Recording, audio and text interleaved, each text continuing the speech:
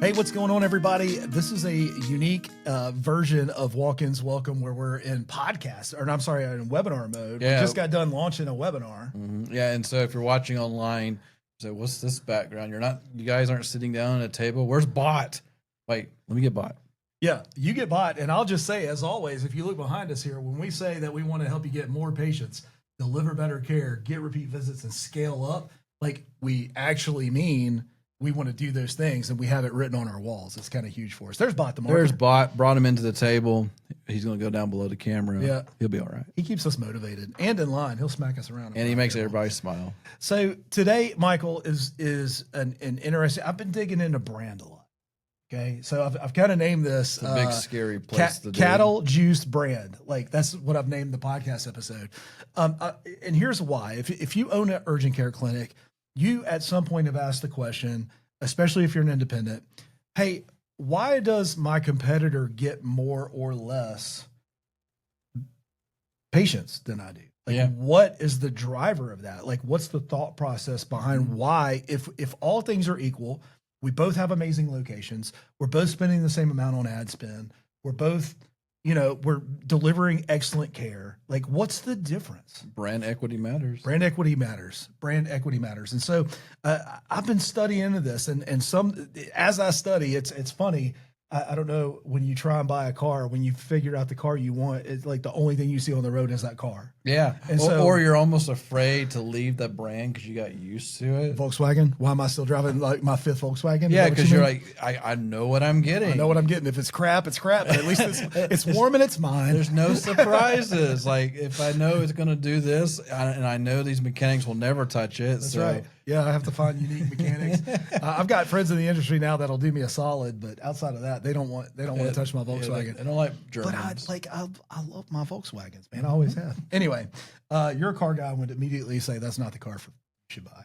But I always thought, I know you had Volkswagens, but you strike me more as the Chevy guy because you always talk about certain Chevys. I do. Where they get you most excited? I like a good Corvette. A Corvette or a Colorado. I love the Colorado. The new ones look nice. All right, let's get back into branding. Literally branding. Branding, right? Right? Here we're talking about brands. Like a rock. So the first story I want to tell is like hearkening all the way back to where branding actually started in the first place, in the Cowboy West, right? It's a fascinating history, honestly. Yeah, as I'm digging in, one of the guys that I listen to most, Alex Hermosi, I love his podcast. He's a little vulgar, but the guy is just absolutely brilliant. If you want to grow, if you want to just learn how to build your business better, right, he's a good place to go. And so he's talking about branding. I'm digging in, and he comes out and he says, here's how branding started. It used to be that you just had a cow. And like, if you walk down the road and you see a cow, you're like, oh, great, there's a cow, right? But what would happen is a cowboy would brand their emblem, their last name, letter, whatever. They would brand it with metal and fire onto this cow. And so you would walk down the road, and you would determine, based on seeing that brand on that cow, you would determine some things off of that. Hey, there's Bob's cow. Do I like Bob? Should I take his cow from him? Should I take it to him? Should I keep it? Should I shoot the cow? Should I shoot the cow because Bob pissed me off? Do I love Bob and I should tell everybody about this cow that I found? Yeah. But the regular cow that didn't have a brand on it. Hey, did you see this has kind of fired me up a little bit because I'm just so fascinated by this. And the word branding is literally hot metal into skin. Yeah. So you have cow A. It's still a cow. It's still either beef or milk, right? It does the exact same thing. It moves at you and it chews cud, right? And then you have second cow B, that has a brand on it, and you have formulated an opinion based on experience with the brand owner, what kind of cow that's going to be. Maybe not the cow, but what you want to do with that cow. And that goes deeper with like cuts of meat. We have where you have Angus. Well, Angus is just it's a brand. It's a branded grade, right? Yeah. And our USDA whatever prime, like that's it. Is branding where you have expectations that go along with it. But that's so funny that physical branding is where the phrase came from. Yeah. So we're just. It makes me think about a commercial of all things. Of course, do you remember the commercial that Dodge or Ram put out for Super Bowl years ago that had Paul Harvey voice on it. Yes, the American. God made a farmer. Yeah. So God made such a good. It's such a good one, but it's I just got a little bit of a chill. Yeah, I did too because it's such a deep commercial. Go watch it. Yeah, God made a farmer. It's Paul Harvey doing his God made a farmer story, but they show the truck and the farmers out doing their thing, and it's like it's gut wrenching. One could make the argument that relaunched Ram. Yeah, it because Ram was riding the struggle bus. They have new struggles now, but it did relaunch. Ram trucks are awesome. They're not one of the struggles. They're not the ones like Tundra being recalled every 5 seconds. So, okay, but that's thing number one. And I was just fascinated by just a simple metal stamp on a cow would bring all of these thoughts to the front of your mind of that is Bob's cow. Bob made me mad. I didn't have a good experience with Bob. And when I see Bob's stuff, I don't want anything to do with it. It creates a feeling. Or Bob is my neighbor. Just think Old West right now, right? Okay, Bob is my neighbor. When I was sick, he brought me food. When he needed something, I was there for him too. Like Bob has shown up. Bob has delivered. Bob is awesome. I buy from Bob all the time. Bob the Builder. I want Bob's cow, not cow A that has nothing on it. Yeah, I'm gonna drive the extra minute or spend the extra $1 and get Bob's cow. Absolutely fascinated because I had no idea that that's where branding came from. But it makes total sense. It's literally called a brand, right? So thing number two. Think of cows the next time you stare at your logo. Yeah, but that's the foundation. Is like, where in the world did a brand even come from? Like, who thought of this? Cowboys and cows, right? Thing number two, Michael, you and I were at an event. Y'all have heard me say seven-figure agency what feels like a million times. Josh Nelson, you need to come on the podcast. Mastermind for agencies. That's right. And if you're not part of a mastermind, talk to us. If you're in urgent care, you need to be part of a mastermind for urgent care. With us. All right. The origin of orange juice. All right. This is taking a brand and manipulating it in a way to cause you to be able to do more business when something is wrong. This is taking a brand and leveraging it. Yeah, this is phase two. This is a great story because people just assume orange juice was a common thing. Yeah. But it actually was not. Yeah, nobody drank juice for breakfast of any kind. Not just that. They just didn't drink it. It was water or wine. Yeah, exactly. Or just a fruit you ate. Technically speaking, that's right. That people would just eat an orange with their breakfast. Yeah, not drink it. So what happened in Florida, of all places, back, I don't know, I want to say either late 1800s or early 1900s. I thought it was California. I thought it was Florida. Could be California. Yeah. Could be California. Yeah. Well, one of those two states. That's irrelevant. I'll say it's the only two that really produce them. Well, here, do a Google. Sunkist. Sunkist is the one who did this marketing campaign. So wherever Sunkist is from is where we're talking about. But wherever they're from, they had overgrown their crops significantly in oranges, and they were about to lose money because the oranges were rotting. So their great marketing team and their brilliant minds came up with orange juice is healthy for you for breakfast. Orange juice is healthy for you. Part of a complete breakfast. Yep. So drink an orange was their slogan. Yeah, and if you think back, because you've seen Sunkist's logo where they have, I think it's a Sunkiss that has a straw in the orange. Straw in the orange. And so like that was the mind. Like, it's so fascinating to me because all they did was repackage what they had. Yep. And now it's part of our culture where we have an expectation. Well, I should drink some orange juice. I'll feel better. And I should do it with my breakfast, with my Cheerios cereal and my piece of You ever stare at those part of a complete breakfast and have a picture and it's like 5 things sitting on the breakfast table? There's only one thing that you absolutely cannot drink orange juice, and that is after you brush your teeth. Yes. It's the worst. Mint and oranges do not match. I do like a good chocolate orange. Okay. Yeah, chocolate covered orange. Yeah. So that's a new brand. How can we sell more orange candy? Yeah. Let's put chocolate on it. You can do that for anything. Yeah. But the whole point of that is the demand was completely gone, and it blew the demand for oranges through the roof just by shifting just a little bit how people consumed your product. Now think about that from an urgent care. How are people consuming your product today? And how can you shift it just enough to create demand?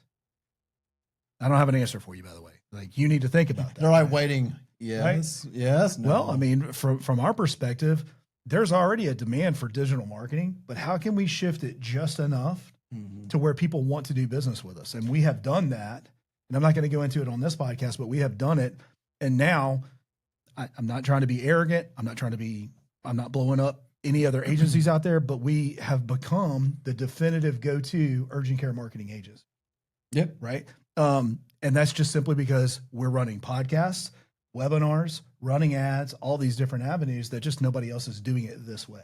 Right. Exactly. Right? And we're glad you're here. Yeah. Thinking about the repackaging, how urgent care sells things. So I feel like urgent care has done this in a at least one phase. Right. So in my mind, urgent care has introduced convenience to healthcare. That's right. Because up until urgent care, well, to me, healthcare has gone through the convenience was a doctor would come to your house. Well, the loss of convenience was that would take forever. You know, it couldn't just happen. If they got busy, it might be a day or two. And then we move into like traditional primary care and hospitals, and the convenience was I can go somewhere, but you may wait a while or may take an appointment for a while, or who knows. You go to, as we all know, go to ER and sit for hours and get a big bill. And so then urgent care brought in convenience and affordability, and time. So like now, as we know, I can walk outside, get in my car, and drive toward an urgent care, and within 15 minutes, I'm probably seeing a doctor. Like that's what urgent care has solved so far. They created a convenience model for healthcare. Right. So that's phase one. They got that. You guys got that figured out. Now what's going to happen, right? Because now it's the commonplace. So like that's expected. Where's the next phase of this? Like, how do you repackage what you're already doing and make it? It's like, oh, well, this also answers this question or frustration that your population has. Yeah, it's gonna. I think leveraging AI to deliver better personalized care is going to be the next iteration of that. Mm-hmm. But really, there's another iteration that I don't know of what it is yet. I'm fascinated. I don't know why someone that's listening solved this for me. Why can't I go to one doctor and they plug in my social security number and they see my entire health history, and I don't have to like get requests everywhere? Like, when's that going to happen? Money, bud. Or a body scanner, just a full body scanner. Money is the thing. Well, they have it at every airport. Data, right? So just pull airport data. You got full body scans. I want a full body scanner where they like we can see everything in 30 seconds. Cool. That's funny. So, Michael, what actually is branding? You know, so, and then we'll go into it, but when you were asking this question earlier before we were starting the episode, branding to me is the feeling that someone gets when they see, smell, experience whatever that business is given. Right. It's the feeling, because there are certain feelings right now. If I named off, I'll do it right now. Do it. Go. Think of the feelings, the initial feelings you get when I say this. McDonald's. Settling. Chick-fil-A. It's my pleasure. Taco Bell. No, there's a toilet close by. There's a feeling. There's definitely a feeling there. Jimmy John's. Freaking fast. Exactly. Here's a local one, Nukes. Oh, Nukes Q, baby. Let's go. This can be the best white barbecue sauce ever. There you go. And Chipotle. I don't have any thoughts on Chipotle. Actually. Exactly, because they feel overpriced for what you get, and I just don't go. And there's just indifference toward it. Yeah. Sorry, Chipotle fans, but that's how we are around here. Yeah. But no. So you have do another brand. Let me do one with you. Walmart. Frustration. Okay. Shell. Good gas. Charmin. The bear tushy. Yeah. It's like soft and comfortable. Soft, right? Yeah, like quality. Scott's. That's gonna hurt. Yeah, it's gonna hurt. Taco Bell. No, Scott's is no. I think of Scott's. Well, you could think Scott's Tots off of. But Scott, I was thinking every public bathroom I've ever been in. I'm thinking Scott's 1000, which is the single ply giant thing. They think they're saving your money, but you're just gonna slap that dude for as much as you get. Oh, it's single ply. Well, I just got 4 times as much as I normally would, right. So now it's a quad ply. Well, this is the grossest podcast we've ever done. Sorry, but there's a feeling that goes with it, right? Because like even when you were giving your answers, I was giving my answers. There was a body language feeling happening. Yeah, it's because that's what the brand has done to us, good or bad. Like the most famous, well worth brand is Coca-Cola. Yeah, like they are the highest brand equity ever in the history of the world. and they're right here in Atlanta, actually just 3 hours from here. That's right. I used to work for Coca-Cola. Yeah, and so you know all that, but more than I should. Where their brand, I've heard that their brand is worth more than the product they have. There's probably no doubt about it. And then they invented Santa Claus. You know, literally. That's yeah. You know, one thing that's branding super fascinating to me, and we'll move past this on just picking out random companies, is Red Bull. Oh yeah, Red Bull is so fascinating because it's kind of one of the original energy drinks. It does not taste good. It does give you energy. Mm-hmm. But but everybody thinks of Red Bull, they think of extreme sports, or crazy sports, or competitions, and it's almost fascinating because like they're dumping billions into that, right. And the energy drink sales aren't supporting all of that; they're getting it from everything else too that's coming from it. Yep. So it's so. Well, say like Monster energy drink in the same way, like they do motocross and that kind of stuff where you see Red Bull is doing a different extreme. They're doing airplanes flying through or landing on buildings, flying through tunnels and crazy stuff. Oh, and what's the energy drink for gamers? Not Monster, but it's another, can't think of it. Anyway, but no, that's the workout one. That's like the legend. Oh, Prime? Yeah. Prime actually maybe. Prime is. And then you have this other part where it's a terrible product, but the sales go up because the branding behind it. So let me ask you a different question, Michael. AFC. Okay. Fast pace. Yeah. Brands. Yep. Like where I'm pulling out these big brands for a very specific reason is that even in the urgent care space, I can walk into a fast pace, and that fast pace is going to look exactly the same no matter which one I go into. Yep. Because part of that brand is the way you look, feel, taste, touch, all the things, right? Yep. Same with an AFC. I know that they have those red colors with the brick buildings. Like you just know what you're going to get. And there's been times on other episodes where I've talked about part of the brand. I haven't said it this way, but I've said it this way: consistent, predictable, stable, profitable.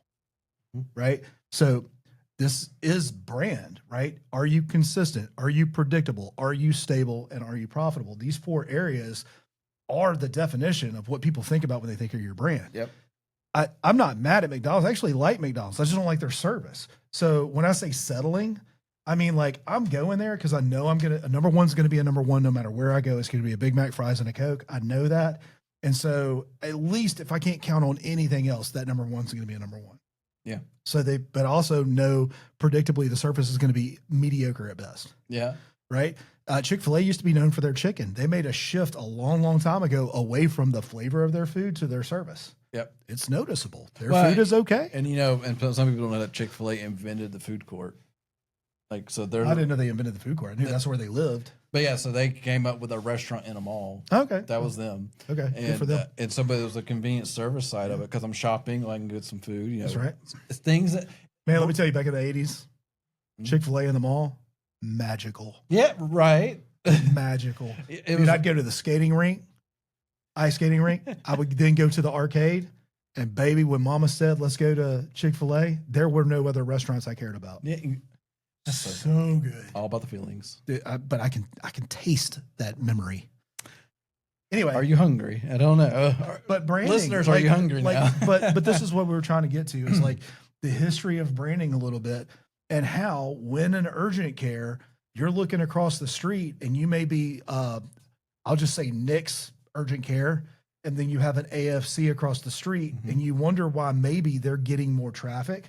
Well, you have to work diligently, not on just your digital. Yes, you have to pay Google for ads to get foot traffic through the door, but you use your brand to create an experience that's going to keep people coming back and allow you to scale. What is that? Oh, yeah. Scale up. Like this is how you scale. Branding is what allows you to scale your clinic. Yeah. And we work with a handful of AFCs, and we always see it in the metrics where they have a slightly easier time getting, or their conversion costs are slightly better because that AFC branding carries it. Yeah. Like it makes an actual impact. And so, and it's so funny because the urgent care space is just completely covered. Like we recognize branding in the urgent care space is extremely hard. Right. We joked about it on a previous episode. We've joked about it many times where the branding as it sits right now is mostly the red sign or the white sign that says urgent care. And trying to build that experience beyond that is a challenge for you guys. Right. It really is. But it's coming, though, because at some point there will be a moment where your brand has to start standing on its own feet a little bit, and it makes everything just a little easier. So takeaways. One, the brand matters. It does. Don't give up on it. There's a time and a place for you to throw money at your clinic, and we want you to do that, and we want to be a part of that, obviously. But you know what? Bad branding is going to cause more damage. Like, you have to make sure that you're giving people consistent, predictable, stable service so that you can be profitable. Yeah, and I think you're right, though, because branding, while powerful, can be powerful in a negative way too. Where if you build a reputation in the wrong path, it's super hard to recover. I mean, actually, here's a great one. So this actually, I saw this news article pop up. I forgot this happened, but do you remember LL Flooring? No. Exactly. So, but you know, Lumber Liquidators. Yeah. So, same thing. Same thing. I didn't know that. So Lumber Liquidator, for those who don't know, Lumber Liquidators is I put quotes, wholesale flooring company, but they're just a flooring company. They sell floors. And so, but their big thing is that you get discount floors because they don't have all this giant room, overhead and all these things. All these, I bought stuff from them. It's been fine.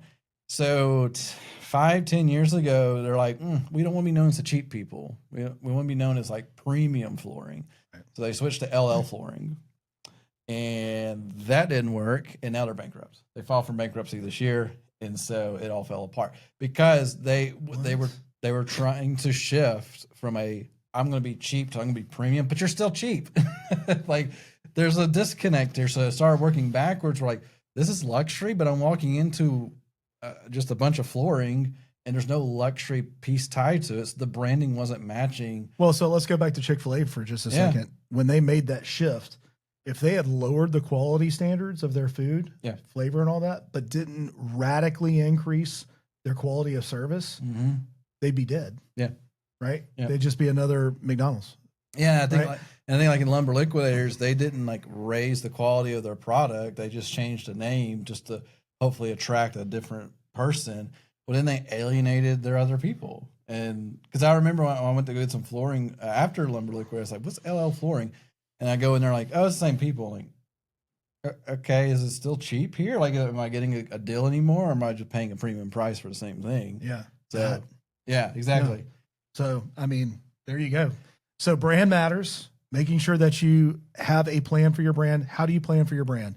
I think the best way to do this, we're not a branding agency. We've never pretended to be one. Yeah, we don't claim it. We send that over to people that we think are really good at that kind of stuff, and they're very creative people. Think about how you want your patient to feel when they leave. Yeah. Think about how you want them to experience your business, because people will remember that experience and that feeling way longer than they will what you actually did for them. Yeah. I can tell you the magic of Chick-fil-A in the 80s, but I can't even tell you what I ordered. No. I have no idea what I ordered. No, I don't even know if chicken nuggets were there yet. I have no idea. It's true, though, because as a patient of an urgent care in the past, I can't tell you why I went to the urgent care. But I can tell you if I would ever want to go back to that certain urgent care. But I couldn't tell you what my symptoms were. I could tell you the experience and how I felt going through it. Because I even had a scenario where my wife went to an urgent care, and she's a heart patient, so it's a challenge to go to an urgent care because they get scared when they look at her, right? Especially when they run heart stuff. And like, you should be dead right now. And she's like, no, I'm fine. And but we've had some experiences where I will never went there. She may have just been sick with something, and we wanted to knock it out. I honestly don't know the details, but the experience was so poor. Yeah. Don't want to deal with that again. I don't want to ever go back. Yeah. And so, but I remember that piece. I don't remember the details. I just remember the feeling I had, and I don't want to relive it. Oh, no, I get that. Absolutely. Well, there you go. Yeah. Think about the feeling you want them to feel, and frame your operation and your brand around that feeling. Mm-hmm. And I I think you need to go get a branding expert, but I think that's going to make a difference in how you position yourself in the market. Yeah. Do you want to be a Publix or you want to be an Aldi? Or do you want to be a Kroger and just deliver to your house and not have any brick and mortar anymore? There you go. Like, you know what I mean? Like there's different things for everybody. I want to be Amazon. Let's get go be Amazon. Go make me a 10,000 a year clock in the middle of a hole in the desert.